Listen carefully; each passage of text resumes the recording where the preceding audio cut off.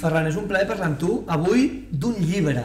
Normalment, quan parlem amb el Ferran alemany de Torrons i Mel Alemany, ens portes unes mels, ens portes uns torrons, ens portes el vostre producte, uns carmels, ens portes uns agradolços, aquests vinagres amb mel que feu tan fantàstics. Però avui ens portes un llibre.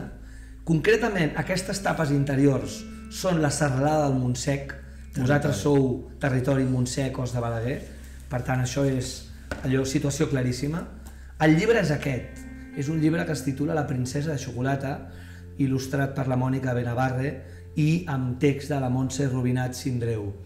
És un projecte molt interessant que a mi em suggereix que la vostra empresa és receptiva, és una empresa oberta i és una empresa que, igual que aquelles capses tan maques que semblen gairebé joies, estan dissenyades i dibuixades per artistes, sou una empresa de mels i de torrons molt importants, cinquena generació, final segle XIX, una bona producció, però teniu aquesta obertura i aquesta sensibilitat cap a l'art, no? Bé, nosaltres, com tu dius, som experts i la nostra activitat és la mel i el torró, però a vegades cal anar una mica més enllà, o anar o ser receptiu. En aquest cas, aquest és un conte per infants. Com va néixer això? Fem el conte del conte. El conte del conte, és a dir, com va néixer això? Doncs això no és un projecte de màrqueting que he dissenyat internament per l'equip.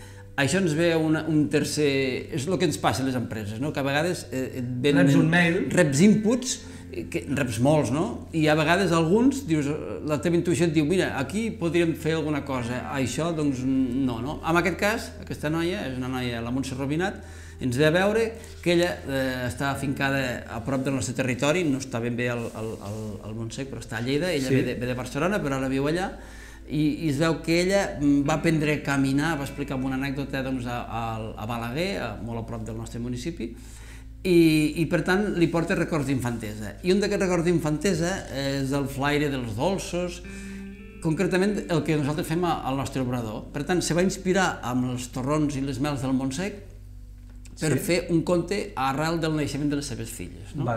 Amb aquest toc de sensibilitat, doncs va fer un conte i llavors aquesta noia ens ve a veure i a veure si nosaltres la podem recolzar amb aquesta iniciativa i bé, doncs ens va captivar la idea i aquí ha sortit el llibre. Està molt ben editat, és molt xulo, és per nens, evidentment, però parla del territori, parla del producte i va més enllà de parlar del torró, de la xocolata, de la mel, va més enllà. Hi ha un punt d'emoció molt important. Correcte.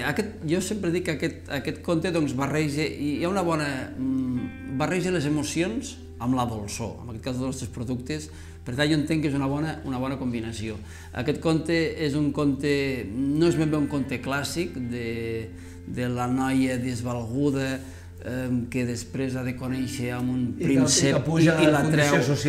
Doncs no va ben bé així, toca una mica aquests temes de les diferents classes socials, però des d'una perspectiva que ve amb l'esforç i amb la capacitat, en aquest cas d'aquesta noia, per anar més enllà, se'n surt de la seva situació de precarietat i és capaç d'avançar i de fer coses. No avançaré... Per tant, trenca tòpics, no? Però trenca una mica tòpics. No faràs spoiler, no faré cap spoiler, però la veritat té un missatge molt interessant tant pels infants com per un adult que també se'l pot llegir i també pot treure algun missatge i a part està enfocat als productes que nosaltres fem. Sembla interessant que una empresa com la vostra, Ferran, una empresa de torrons i de mel, una empresa molt lligada a un producte molt concret, tingui obertura mental, tingui sensibilitat per acollir un projecte d'art.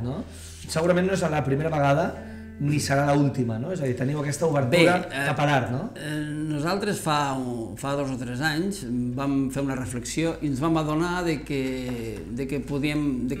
teníem sensibilitat o ganes d'anar una mica més enllà. Llavors vam crear el que en diem el projecte Univers Alemany, que hi ha 3 pilars, l'art, cultura i la humanitat.